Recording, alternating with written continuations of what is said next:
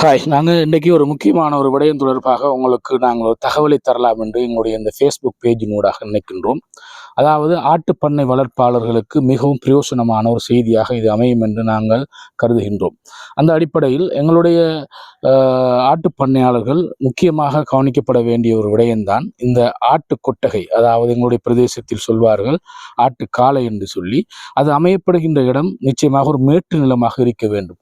அவ்வாறு மேட்டு நிலமாக இருக்கின்ற போதுதான் அந்த ஆட்டு கொட்டகையிலிருந்து அந்த தங்குமிடத்திலிருந்து ஒரு பாதுகாப்பான உணர்வை எங்களுடைய ஆடுகள் பெற முடியும். ஏனென்று சொல்லி சொன்னால், வெள்ளம் தேங்கி நிற்கக்கூடிய மழைக்காலங்களிலே தண்ணி கூடுதலாக வரக்கூடிய நிலங்களை நாங்கள் தேர்வு செய்வோமாக இருந்தால், நாங்கள் பரண்மேல் ஆட்டு கொட்டகை அமைத்து இருந்தாலும் எங்களுக்கு அது ஒரு பாரிய சிக்கல்களை எங்களுடைய ஆடுகளுக்கு தோற்றுவிக்கும். ஏனென்று சொல்லி சொன்னால், அவ்வாறான இடங்களில் நாங்கள் அந்த ஆட்டுக்கொட்டைகள் அமைக்கின்ற போது அந்த கீழே தேங்கி நிற்கின்ற தண்ணியின் ஊடாக நொழும்பு பிறக்கங்கள் ஏற்படும்.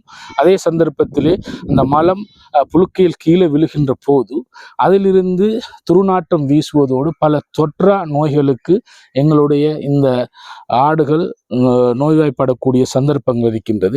எனவே நாங்கள் ஆட்டுக்கொட்டை அமைக்கின்ற போது ஒரு உயர்ந்த மேட்டு நில பகுதியிலையும் அதே சந்தர்ப்பத்திலே நல்ல ஒரு முறையிலே அமைத்துக் கொள்ள வேண்டும். இந்த ஆட்டுக்கொட்டையை பார்த்தோம் என்று சொல்லி சொன்னால், இவர்கள் ஒரு உயர்ந்த இடத்திலே, அதுவும் கூடுதலாக மண் கொட்டப்பட்டு வளர்ச்சி அந்த ஆடுகள் வந்து நின்று ஓய்வெடுத்து தங்கும் வகையில் இந்த ஆட்டுக்கொட்டகை மிகவும் ஒரு சிறந்த முறையில் அமைக்கப்பட்டிருக்கின்றது.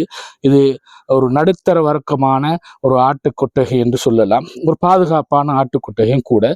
இதில் நல்ல முறையில் மேலுக்கு அவர்கள் வந்து அந்த எங்களுடைய அமானா ஷீட் என்று சொல்லக்கூடிய அந்த ஷீட்டை பயன்படுத்தி இந்த கொட்டகை அமைத்திருப்பதோடு கீழுக்கு சிலாகை என்று சொல்லுவார்கள், அதாவது அந்த பட்டி என்று சொல்லக்கூடிய அது அடிக்கப்பட்டு ஒரு பாதுகாப்பான முறையில் அமைக்கப்பட்டிருக்கின்றது. குறைந்தபட்சம் ஒரு 10 வருடத்துக்கு இந்த மேல் தளங்கள் எந்தவித பாதிப்பும் இல்லாமல் காணப்படும்.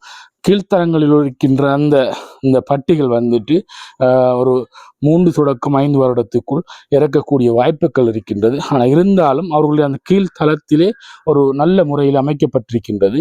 அதுபோல இங்கே நாங்கள் பார்ப்போம் என்று சொல்லி சொன்னால், குட்டிகளையும் நோய்வாய்ப்பட்ட ஆடுகளையும் பிரித்து அதுகளுக்குரிய அந்த பராமரிப்பை மேற்கொள்வதற்காகவும் சில குட்டி குட்டி காளைகள் அமைக்கப்பட்டிருப்பதையும் நாங்கள் இங்கு காணக்கூடியதாக இருக்கின்றது. எனவே நாங்கள் முக்கியமாக ஆட்டுக்கொட்டகை ஒன்று அமைக்கின்ற போது இவ்வாறான ஒரு முறையில் அமைத்துக் கொள்வதோடு ஆடுகளுக்கு இரவு நேரங்களில் அல்லது மழைக்காலங்களிலே மேய்ச்சல் தர இல்லாதவர்கள் பயன்படுத்தி உணவுகளை வழங்குவதற்காகவும் இவ்வாறான ஒரு செட்டப்பில் அவர்கள் இந்த விடயத்தை அமைத்திருக்கின்றார்கள்.